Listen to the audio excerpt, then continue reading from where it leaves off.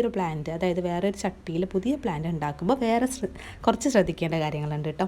അതായത് നമ്മൾ വേര് പിടിപ്പിക്കുമ്പോൾ പുതിയൊരു ചെടിയിൽ വേര് പിടിക്കുന്ന സമയത്ത് അത് വേര് പിടിക്കുന്നത് വരെ ഡയറക്റ്റ് മഴയോ അതുപോലെ തന്നെ ഡയറക്റ്റ് വെയിലോ കിട്ടാത്ത സ്ഥലങ്ങളിൽ, അതായത് ഷെയ്ഡായിട്ടുള്ള സ്ഥലങ്ങളിൽ മാത്രമായിരിക്കണം വെക്കേണ്ടത്.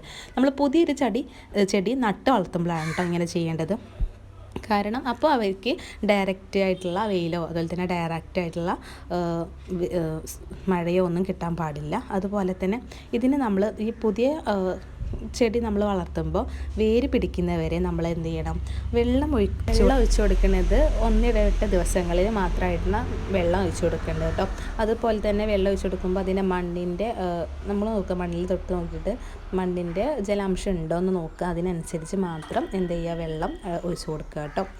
അപ്പോൾ മാത്രമേ നല്ല ഗ്രോത്തായിട്ട് അരിയില ഉണ്ടാവുകയുള്ളൂ, പെട്ടെന്ന് തന്നെ വേര് പിടിപ്പിച്ച് കിട്ടുള്ളൂ. ഇനി വേര് നന്നായിട്ട് കിളുത്ത് വന്നാൽ നമുക്ക് എന്ത് ചെയ്യാം, ഡയറക്റ്റായിട്ട് സൺലൈറ്റ് അതുപോലെ തന്നെ ഡയറക്റ്റായിട്ട് മഴ കൊണ്ടാലും പ്രശ്നമില്ല കേട്ടോ.